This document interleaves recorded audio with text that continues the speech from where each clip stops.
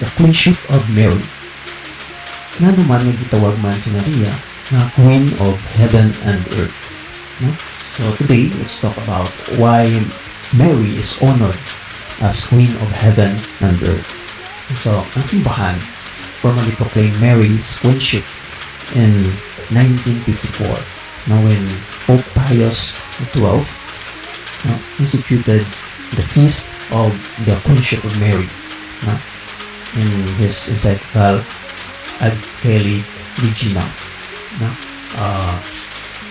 But it doesn't mean na diha lang ato ibang sugot ang pag-honor ni Mama Mary as the Queen of Heaven and Earth. Long before that, it is already a tradition na ang isa ka inahan tawagon siya nga Queen kung ang iyang anak is the King. So, atong natawa. So, first, Mary is called Queen because naman siya gitawag siya nga Queen. First, Mary is called Queen. Gitawag siya nga Queen because she is the mother of Jesus, the King of Kings. So, kung basahan na ito sa Lucas Kapitulo 1, versikulo 3, nagasiling, He will be great and will be called the Son of the Most High. And the Lord God will give him the throne of his ancestor David. He will reign over the house of Jacob forever. So, he is a king forever. So, hari siya sa walang katapusan. And of his kingdom, there will be no end. So, Jesus Day, the King of Kings, o ang iyang harian wala sing katapusan. Karatan na to ang tradisyon sa daan kasugtanan sa Davidic Kingdom nga ginatawag. In 1 Kings chapter 2 verse 19, mabasa natin dira, so Bathsheba went to King Solomon to speak to him on behalf of Adoniah. The king rose to meet her and bowed down to her sa iyang mananay. Then she sat on his throne, upungko siya, and had a throne brought for the king's mother. So again, pakuhaan niya og trono ang iyang inahan, and she sat on his right. Naglingkod ang iyang inahan sa tuo nga trono. So kinsa man ang maglingkod sa trono, di ba? Kung mayong maglingkod sa trono, ang queen lang dun na ug ang king ang maglingkod sa trono. Dili pwede nga bisan kinsa lang. So in the Davidic Kingdom, kung ang imong anak is the king, ang imong inahan tawagon siya nga the queen mother, so naglingkod siya sa tuo nga trono sa iyang anak nga mao ang hari.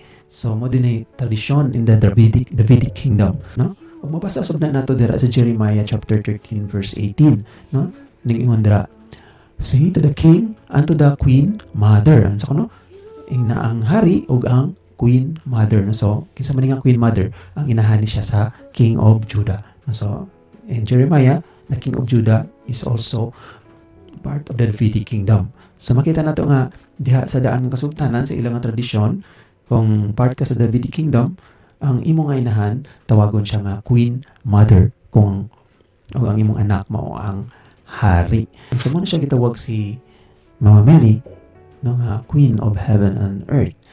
Sa Revelation 12 verse 1, mabasa nato, the great portent appeared in heaven. Isa ka sign daw. A great sign appeared in heaven. A woman clothed with a sun, with the moon under his feet, and on her head, the crown of 12 stars. Kani siya nga verse, may tatlo ni siya ka, according to the Bible scholars, may tatlo ni siya ka mga interpretasyon. Una, kani siyang woman na represent sa Israel. Ikaduha, ang woman, usahagi na interpret sa mga Bible scholars as kanang so ganito, una, Israel. Ikaduha is the church, ng woman. And the third one, the woman is a type of Mary. Typology. So gitawag siya nga typology, a type of Mary.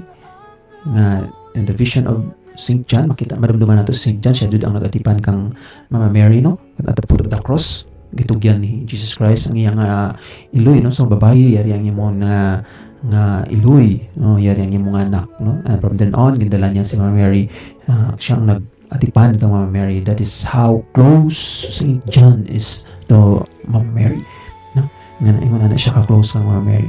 And maybe that is the reason, na nakasulat siya in his vision no, na nakita niya si Mama Mary naging crown, no, dito sa langit. And the church see this, no, as Mary being crowned as the Queen of Heaven and Earth, no. Muna siya gitawag na to si Mama Mary nga reyna sa langit o sa yuta. So mga igsuon, ang atong mga pagtawag, ang pag-honor, pag-respeto, pagtawag sa titulo ni Mama Mary na reyna, no, hindi namin siya himo-himo sa atong simbahan, kundi nakaugat ni siya sa balaan ng kasulatan. And even the early church fathers, no, ang mga early church fathers, no, nagkatawag kang Mama Mary na reyna sa mga paranglitan kang Saint Ephrem, no, na itong 306, no, or 373 AD, na niyon siya nga, itawag niya si Mama Mary nga the lady, no, and queen, no, ang iyang pagtawag kang Mama Mary, no? Si Saint Hermanos, no, o Constantinople, na itong tuig 634 to 733, no, ang iyang tawag kang Mary, you are the queen of all creation, no? The queen of all creation, homily on the Dormition, no, may tawag niya sa Mary. So Mary's queenship isn't just a title, no? It's rooted in scripture, affirmed by the early church fathers, and proclaimed by the church. So inanaday ang atong pagtawag kang Mama Mary. It is because of Jesus, not to Mary Jesus, no, kasi Jesus sa kahari sa Davidic kingdom, and in the Davidic kingdom, ang inahan sa hari may titulo na the Queen Mother. God bless us all.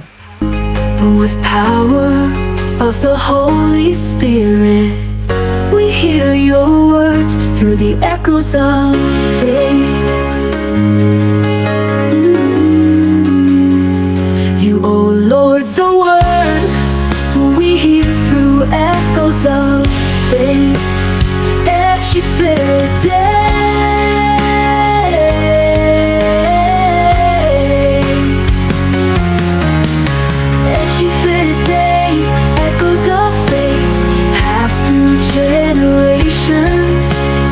Start of your creation, Ecce fidei, echoes of faith. It has reached through all the nations, from Jesus to his apostles.